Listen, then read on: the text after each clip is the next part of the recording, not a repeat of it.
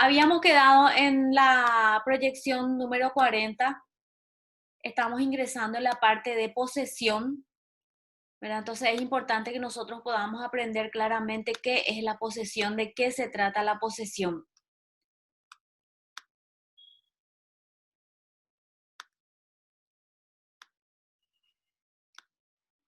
Hay 11 participantes, muy buena participación ya. Pero igual nomás van a seguir ingresando, no hay ningún problema, pero vamos a iniciar ya por una cuestión de tiempo.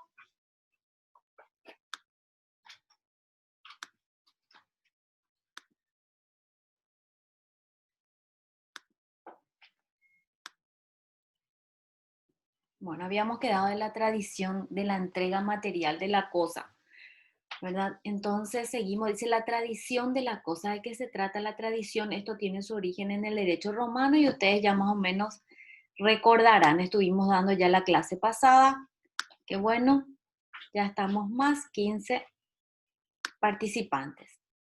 Dice, ¿cómo se realiza esta tradición? Porque dice que es bilateral, o sea, sí o sí entre dos personas.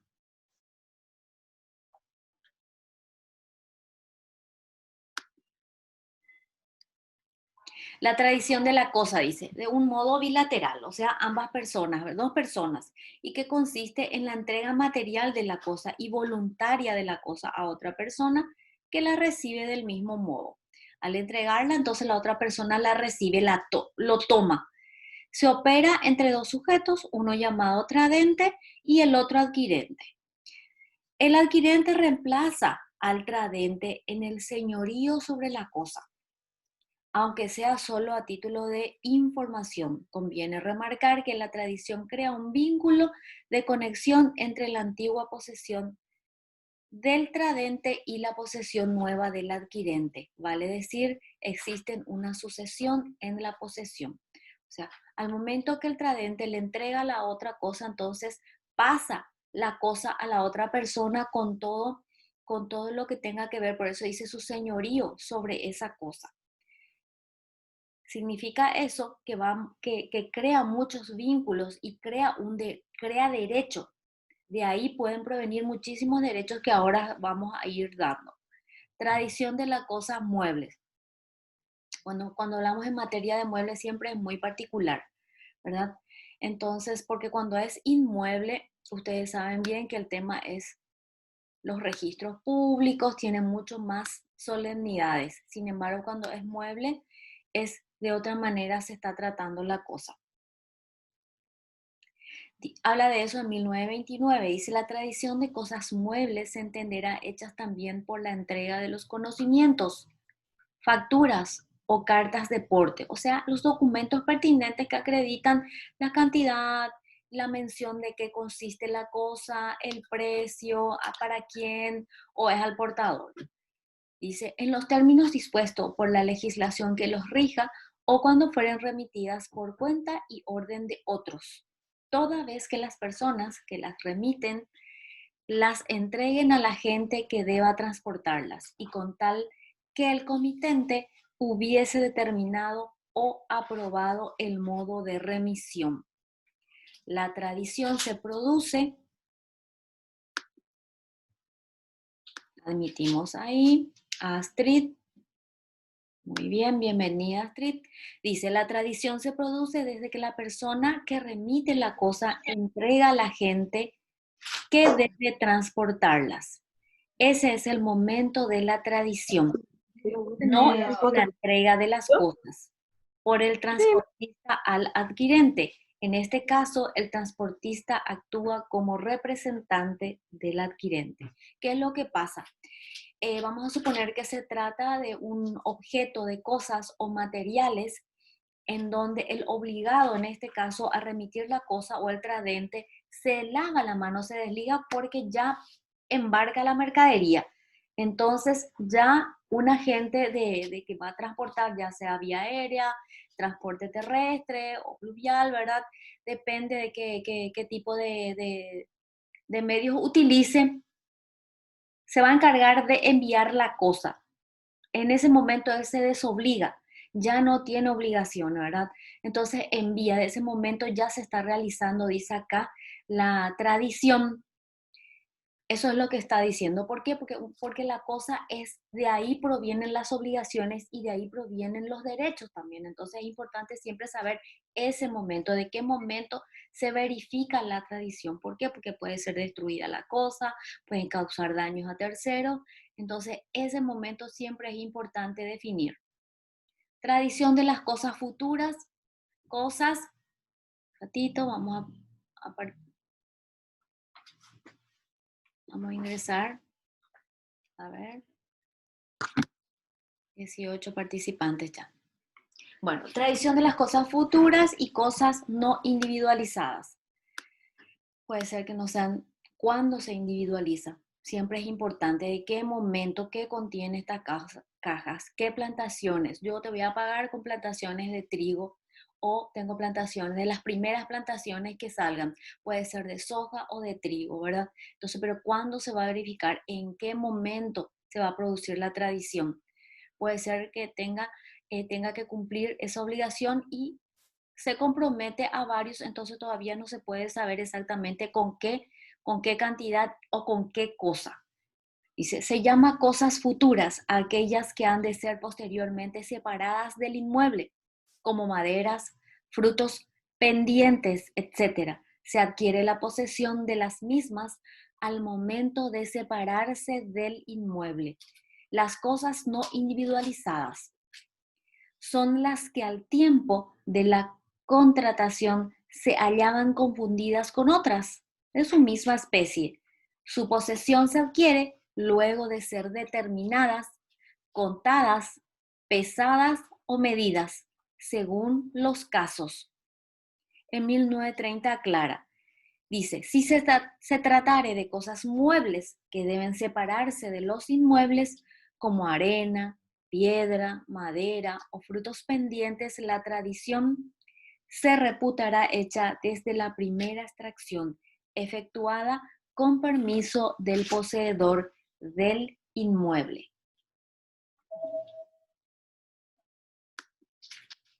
Validez de la simple declaración. 1931. La sola declaración del tradente, o sea, del que entrega, de darse por desposeído o de dar la posesión de la cosa al adquirente, no suplirá las formas autorizadas por este código para la tradición.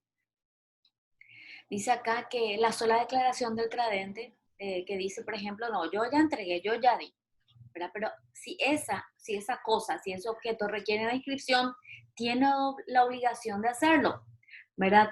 Si es un signo inequívoco de que él ya no quiere la cosa, es que ya no se ve en posesión de la cosa, ya no le interesa, ya no tiene el ánimos. Sin embargo, está comprometido a transferir, a registrar, a dar la transferencia y ese tipo de cosas. Y también hay artículos pertinentes que hablan al respecto. Dice, no obstante, con respecto al tradente y al adquirente, la tradición producirá efectos jurídicos. Siguiendo el derecho romano, la declaración de haber transmitido y recibido respectivamente la posesión de la cosa tiene valor interpartes, entre las partes, ya que importa una especie de confesión entre ellas. Por ejemplo, el famoso contrato de compra-venta. Hay gente que compra y vende coche como si fuera, no sé, medias por ahí, ¿verdad? Entonces, y no hacen las transferencias. Hace poco estuve escuchando un colega de la maestría que estaba diciendo que le estaban avisando que le iban a demandar por responsabilidad por unos accidentes, ¿verdad? Entonces, todo el mundo le pregunta qué pasó del título, jamás se hizo la transferencia. Quiere decir que él aún está prácticamente en posesión. ¿Por qué? Porque él es el responsable y el título, porque requería indefectiblemente la inscripción en el registro, situación o cosa o acto que no lo hizo, ¿verdad? Entonces, a partir de ahí genera un montón de responsabilidades, no es solamente luego que, no es la cosa inmediata que es poseer ese coche, ya no me interesa ese coche, pero sí, no lo transfiero, sigue habiendo responsabilidad de mi parte. Tradición de inmuebles deshabitados. ¿Qué pasa con los inmuebles deshabitados? Acá más o menos pasa lo mismo. Hay veces que escuchamos a las personas que dicen, por ejemplo, que acuden al estudio jurídico, te dicen, me robó el título, llevó mi documento. O puede ser que diga, yo soy la dueña y ellos están viviendo ahí, pero hay gente que no vive, puede ser que tampoco nadie esté habitando ahí. Realmente los títulos traslativos de dominio, de titularidad, de propiedad, lo llamamos de diferentes maneras, ¿verdad? Es lo que vale, ¿verdad? Sin embargo, existen diferentes maneras en repeler eso al momento de que tenemos a nuestro nombre la titularidad de esa cosa, de ese inmueble o cosa mueble, que también puede ser, porque hay muchas cosas que son considerados muebles, pero que tienen un gran valor económico. ¿Qué pasa entonces con los inmuebles deshabitados? Dice, respecto de terceros, la inscripción en el registro público correspondiente de título de transmisión relativa a inmuebles deshabitados importará la transferencia de su posesión por la tradición, ¿verdad? Entonces, a eso se refiere cuando está deshabitado, importa, como ya dijimos, el registro público, ¿verdad? Y bueno, esta persona, lo único que falta es que pueda acudir nomás ya al inmueble, pero lo más importante, o yo me preocuparía más por inscribir ya a mi nombre si es que yo acabo de comprar. Por ejemplo, cuando adquirimos propiedades, que ahora es muy fácil adquirir propiedades, inmuebles a cuotas, a plazos, 10 años, entonces eh, la frase que más podemos, que se rescata, ¿verdad?, de esas ventas son las que dicen posesión inmediata. Entonces ya se puede entrar a poseer, puede entrar a plantar, a hacer cercos, etcétera. Enumeración de actos posesorios. ¿Cuáles son los actos posesorios que indican que yo soy poseedor? No sabemos a qué, si inmediato o inmediato. Vimos en la clase pasada en qué términos, ¿verdad? Pero por lo menos cuáles son los actos que yo debo de realizar si me considero un poseedor. 1933. Son actos posesorios de cosas inmuebles, su cultivo, mensura y deslinde, la percepción de sus frutos, las construcciones y reparaciones que en ellas se hagan y en general su ocupación de cualquier modo que se efectúe. Son actos que dice que requiere ejercicio de un poder físico sobre la cosa, factor constitutivo de la posesión. Al realizarlos, se es poseedor, salvo que exista otra persona que se oponga, ¿verdad? Ejerciendo la posesión de un sector distinto, pues no hace falta recorrer todo un campo si se ha entrado en una posesión. El artículo indica que la enumeración de estos actos es simplemente enunciativa, o sea, no es taxativa. Eh, no es que tenés que hacer cultivo, tenés que hacer mensura, tenés que hacer deslinde, percepción de frutos, no. Realmente dice, no puede haber otros actos, inclusive, o uno de ellos o varios de estos que ya estamos citando.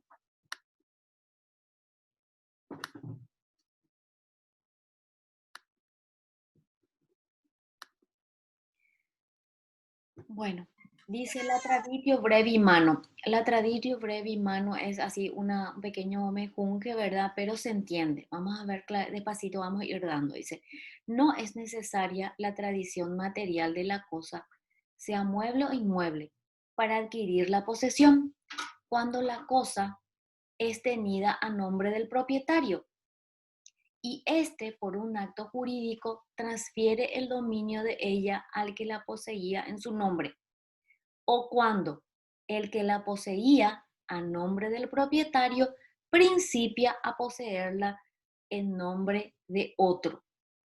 Poseedor mediato, inmediato. Mediato, el dueño.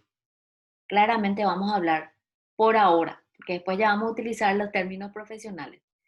Mediato, propietario. Inmediato, el inquilino. Bueno, por ejemplo, dice acá, cuando un inquilino adquiere la casa que alquilaba o que alquila, dice ahí, para entender mejor. Estaba alquilando la casa o sigue alquilando, pero la compra, ¿verdad? Entonces a eso se refiere la traditio brevi mano. No hace falta la tradición porque está luego viviendo ahí, solamente que la adquirió. Y puede ocurrir al revés. Dice, en este caso, en el ejemplo dice, Cuando un inquilino adquiere la casa que alquila y sigue teniéndola en su poder en carácter de propietario, o cuando un propietario vende a un tercero la casa alquilada a otro y este último sigue poseyendo para ese tercero. ¿Está bien?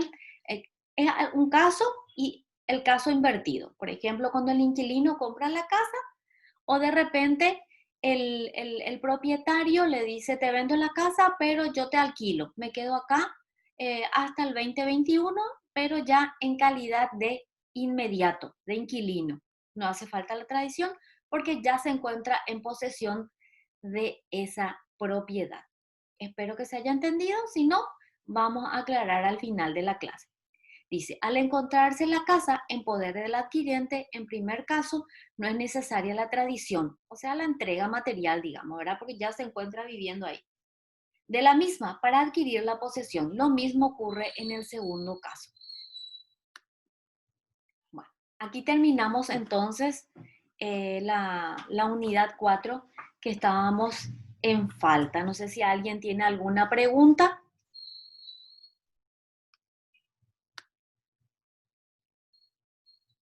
Para continuar entonces con la unidad 5.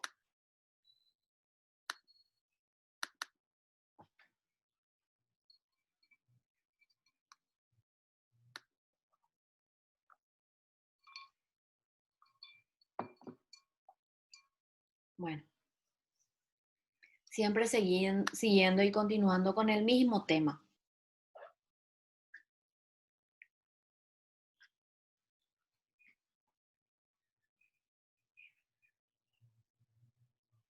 Ya, unidad 5 al 8 ya está subida también este material.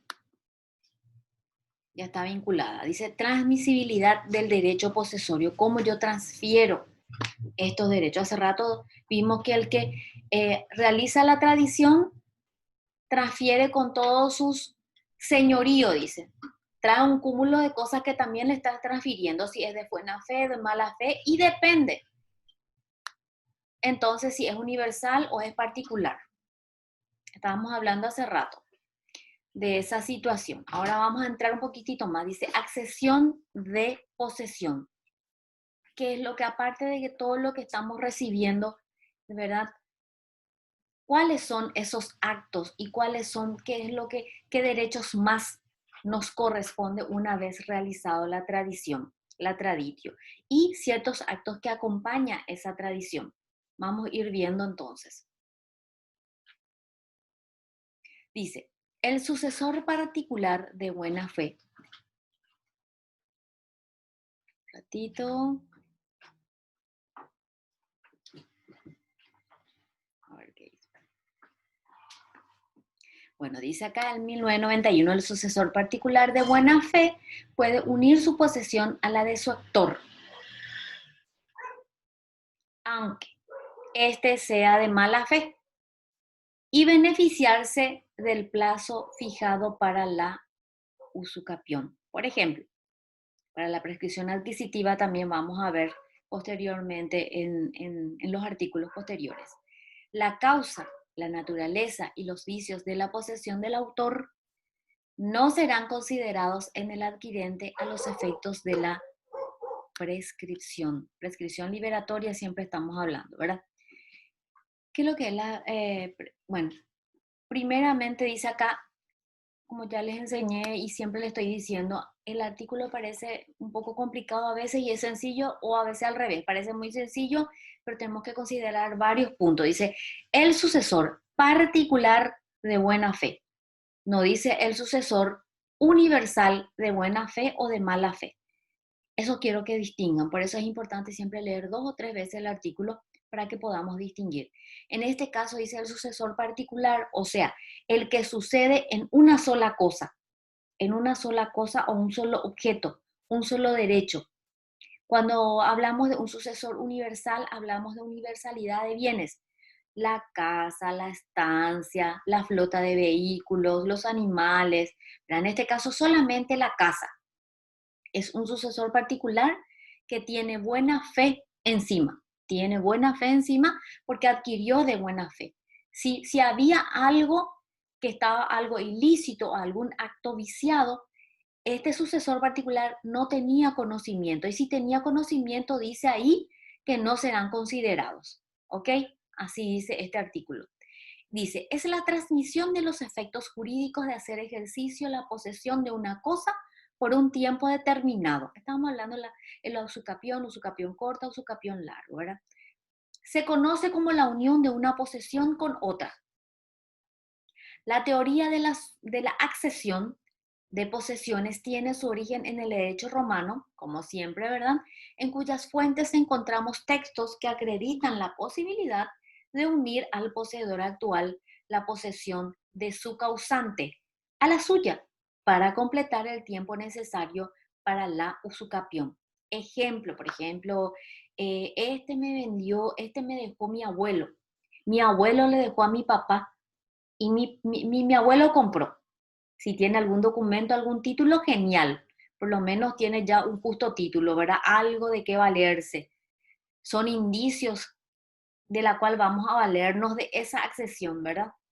Entonces, puede ser que no lo tenga, pero era del abuelo, después le correspondió al padre y actualmente le corresponde a esa persona y ya se vale entonces de todo ese tiempo, como dice en el derecho romano, dice entonces para hacerse valer su derecho para usucapir esa propiedad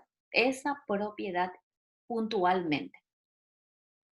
Entonces se vale todo ese tiempo para completar. Puede ser que él tenga 15 años o que tenga 18 años y necesita de 20. Bueno, mi abuela ya le dejó a mi papá. Entonces ahí van sumando los años, ¿verdad? Que ocurre muchísimo en el campo. Mucha gente tiene problemas de ese tipo y la usucapión es común en donde no se cuentan con documentos, especialmente de acá 30 años más o menos, en la cual ahora estamos haciendo las sucesiones y nosotros encontramos esa situación que proliferan, pero muchísimo en el interior. Bueno, entonces ya se entiende lo que es la accesión entonces y de esa manera valerse de ese lapso de tiempo para completar lo que sí que va a completar sus 20 años de esa manera. Transmisión de los caracteres de la posesión, ¿cómo lo que transmite esos caracteres? 1913-1919. Dice, la posesión se transmite con los mismos caracteres a los sucesores universales del poseedor. Acá habla de la posesión, se habla de transmisión. De caracteres, dice, universales, de sucesores universales, universales del poseedor. Ya habla de universalidad de bienes, universalidad de cosas, no particular, son universalidades. Entonces dice que le transmite, cuando es universal le transmite todo. Si está viciado también empieza a poseer en forma viciada. Si es de buena fe, también empieza a poseer de buena fe.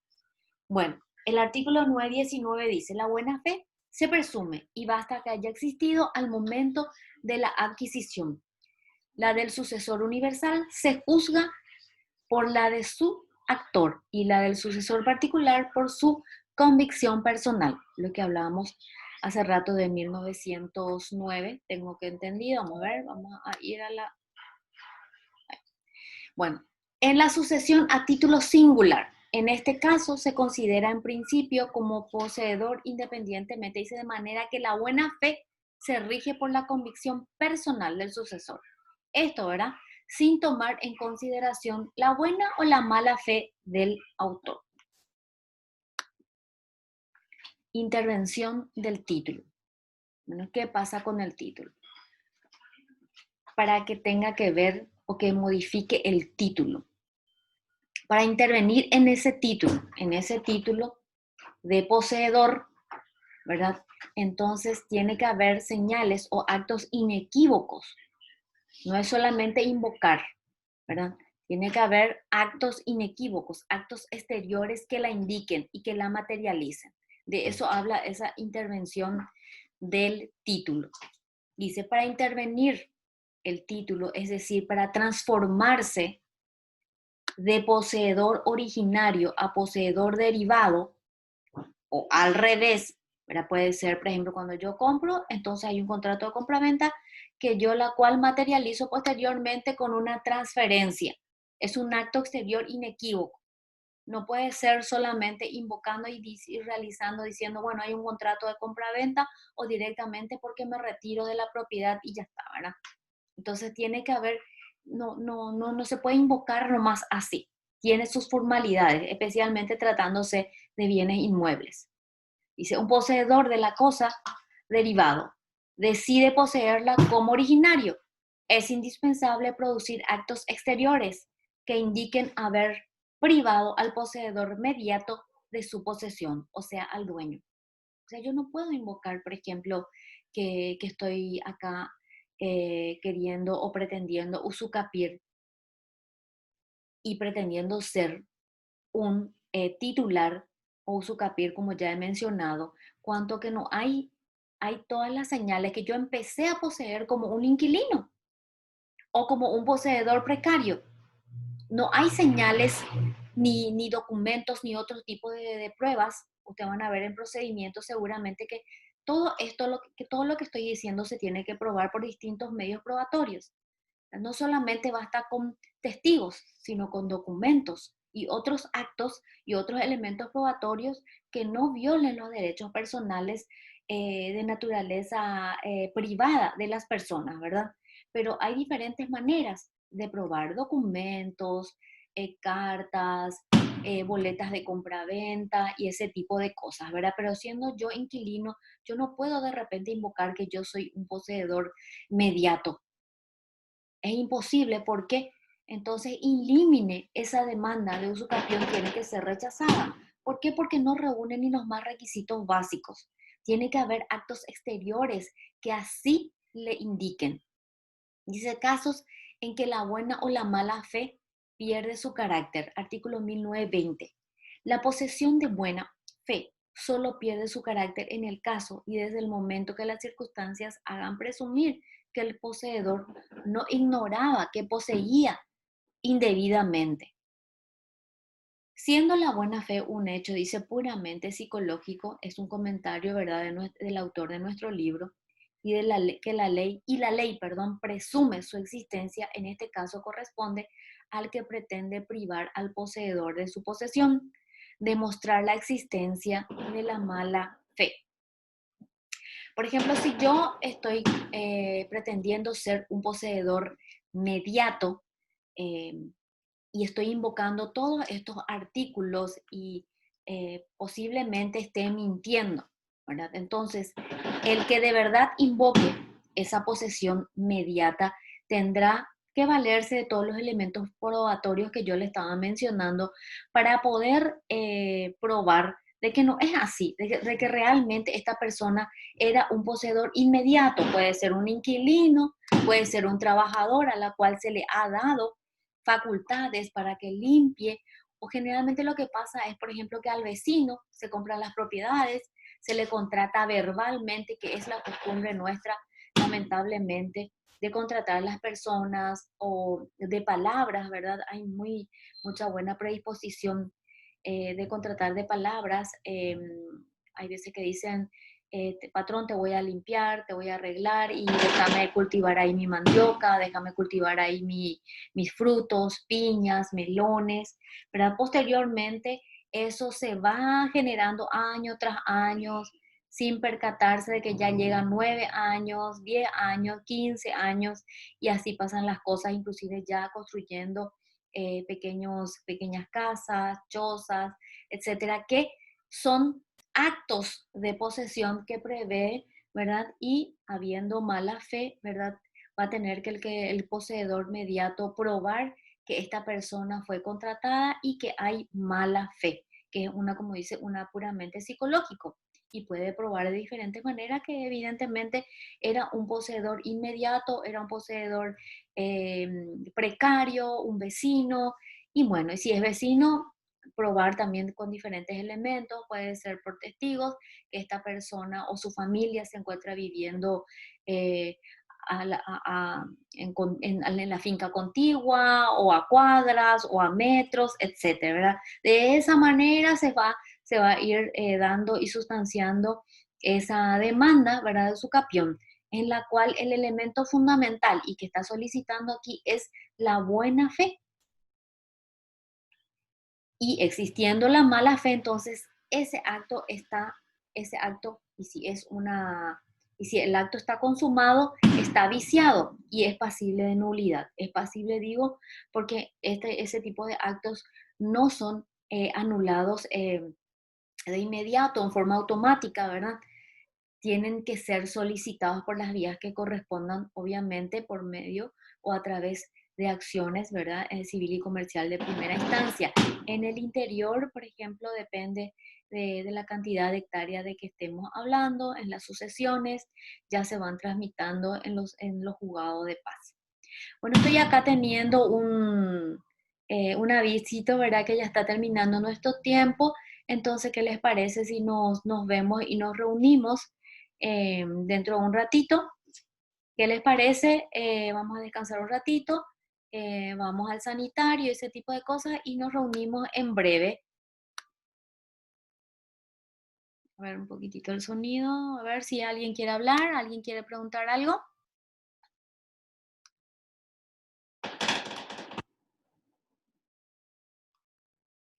¿En cuánto tiempo, profe, vamos a reunirnos? A las 8. Exactamente, a las 20. Dale, gracias, profe. Pues nada. Dale, profe, gracias, gracias.